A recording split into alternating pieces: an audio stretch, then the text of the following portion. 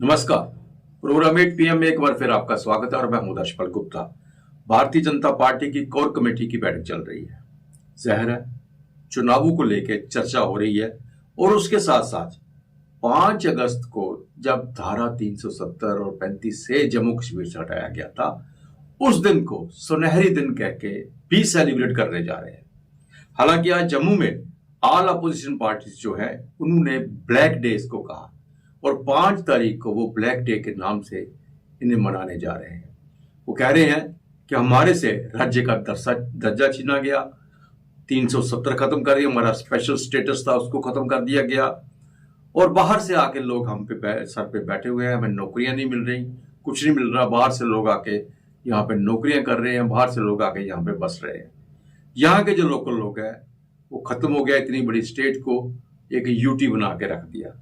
इसको लेके आज भी उन्होंने प्रोटेस्ट किया है, उन्होंने धरना दिया है और परसों 5 तारीख को इसे ब्लैक डे के नाम से भी उस मनाएंगे, प्रोटेस्ट करेंगे। जिस और भारतीय जनता पार्टी से गोल्डन डेज जो है, सुनहरी दिन का नाम देके भी मनाने जा रही है।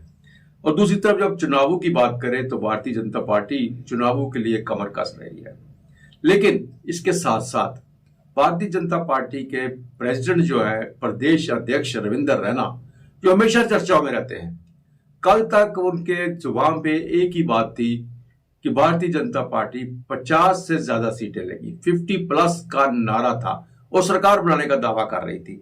लेकिन कल से उन्होंने एक नया बात कह दी कि हम 43 सीटों पर चुनाव लड़ेंगे। जब 43 सीटों पर 43 सीट्स पे आप चुनाव लड़ेंगे तो 50 प्लस का नारा आपका कहां चला गया, उस टारगेट को किस तरह पूरा कराएंगे। और उसके साथ भी उन्होंने ये भी कहा है जो अनअपोज्ड निर्विरोध जो चुने जाएंगे उनको भी हम ले सकते हैं। ये बड़ी अजीब सी बात है अरविंद रैना जी की। एक तो वो 43 सीट्स की बात बड़ी अजीब है, 50 प्लस का नारा खत्म हो गया। दूसरी बात ये क्या है जो निर्विरोध चुने जाएंगे। आप निर्विरोध चुने ही क्यों देने जाएंगे? क्या आपने उनके सामने पहले से ही सरेंडर कर दिया? क्यों नहीं आप अपने कैंडिडेट उनके सामने खड़ा करेंगे? जब आप नहीं खड़ा करेंगे तो क्या ये गारंटी है कि दूसरी पार्टी भी नहीं खड़ा करेंगी? निर्विरोध चुने जाने का मतलब यही होगा जम्मू कश्मीर में, जो किसी वक्त होता था कागज रिजेक्ट, किसी न किसी बात पे छोटा सा नुक्ता निकाल के कागज रिजेक्ट, वही एक सिलसिला तो नहीं आप चलाने जा रहे।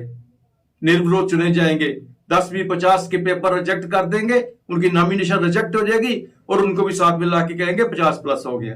कैसी बात करते हो? इतने पुराने राजनीति का, कई साल हो गया है आपको प्रदेश अध्यक्ष बने हुए और आपने क्या बात कह दी कल?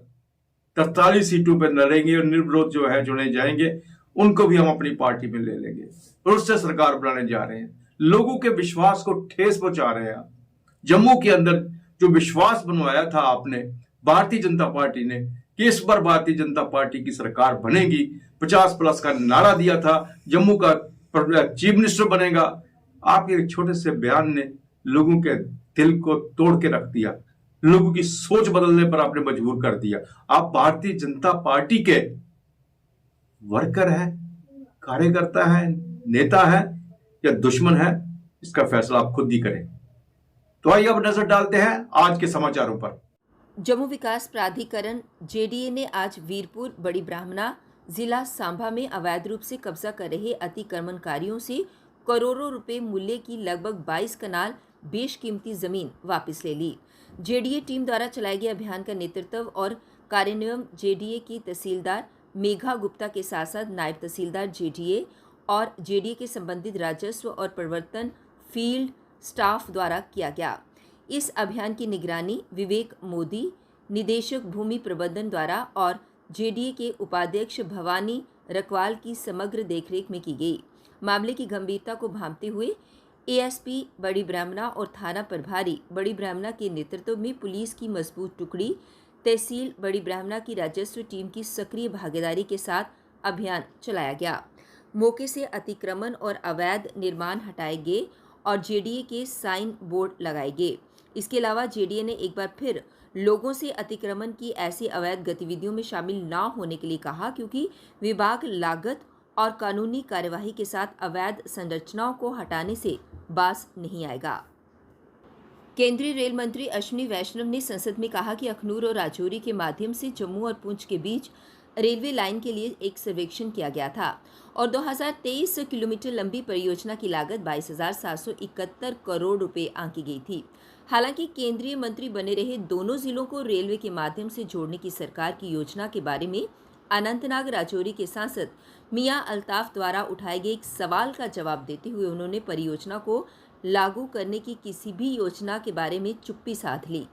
वैष्णव ने कहा, रेलवे परियोजनाओं को क्षेत्रीय रेलवे के अनुसार मंजूरी और क्रियान्वित किया जाता है, न कि राज्य, जिला, शहर के अनुसार, क्योंकि रेलवे परियोजनाएं राज्य की सीमाओं के पार फैली हो सकती हैं। उन्होंने कहा कि रेलवे परियोजनाओं को मंजूरी देना भारतीय रेलवे की एक सतत और गतिशील प्रक्रिया है। जम्मू कश्मीर में देश विरोधी तत्वों के मंसूबों को नाकाम बनाने के लिए 8 सूत्रीय सुरक्षा मैट्रिक्स से आतंक पर सटीक प्रहार किया जाएगा।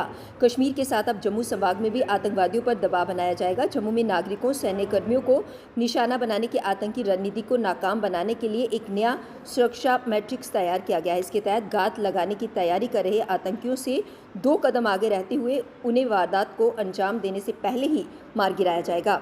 जम्मू कश्मीर में आतंकी अब पीर पंचाल के दक्षिणी इलाकों में अपने पैर जमाने की फिराक में हैं। इस इलाके में आतंकी तंत्र काफ़ी समय से निष्क्रिय था। आतंकी हमलों में सैन्य कर्मियों के बलिदान होने के मामलों में वृद्धि चिंता का विषय है। यही कारण है कि जम्मू संभाग में नए सिरे से सुरक्षा ऑडिट करने के बाद अब आतंक की चुनौती से निपटने के लिए नई रणनीति अपनाई जा रही है।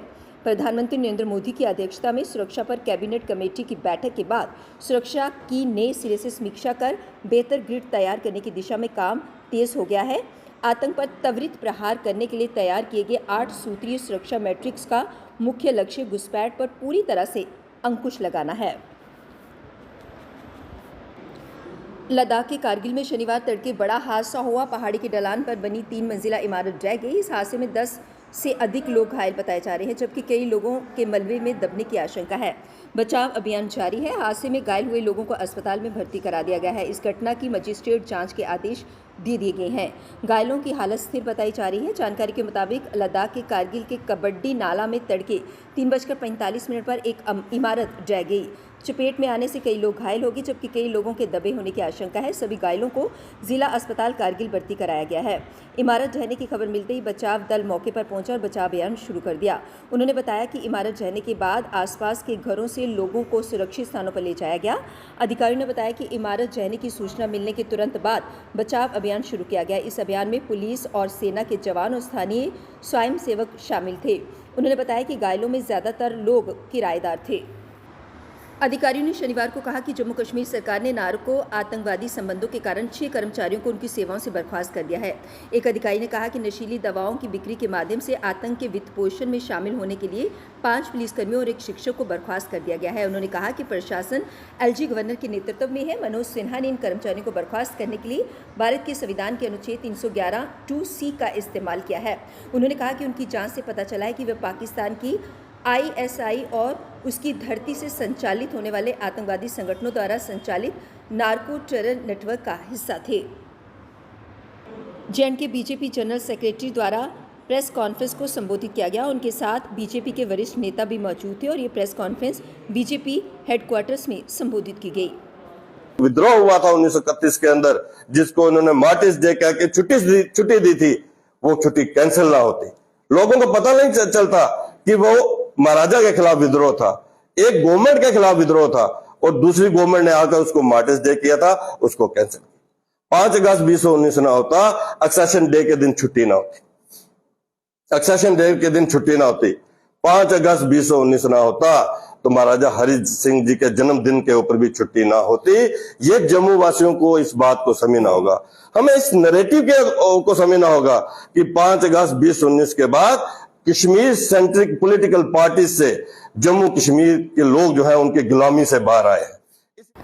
मार्च 2019 में जम्मू बस स्टैंड पर ग्रेनेड हमला करने वाले आतंकी यासिर जावेद बट के कश्मीर के कुलगाम से लापता हो गया है। इसके बाद जम्मू में हाई अलर्ट जारी कर दिया गया है। स्वतंत्रता दिवस के ठीक पहले आतंकी के गायब होने के बाद सुरक्षा एजेंसियां भी सतर्क हो गई हैं और यही कारण है कि पुलिस ने पूरे जम्मू में विभिन्न जगहों पर यासिर की फोटो चिपकाकर लोगों को सतर्क करना शुरू कर दिया है। यासिर को जम्मू पुलिस ने मार्च 2019 में जम्मू बस स्टैंड पर हुए ग्रेनेड हमले के बाद गिरफ्तार किया था। इस शक्तिशाली विस्फोट में 2 लोगों की मौत हो गई थी जबकि 32 अन्य घायल हुए थे।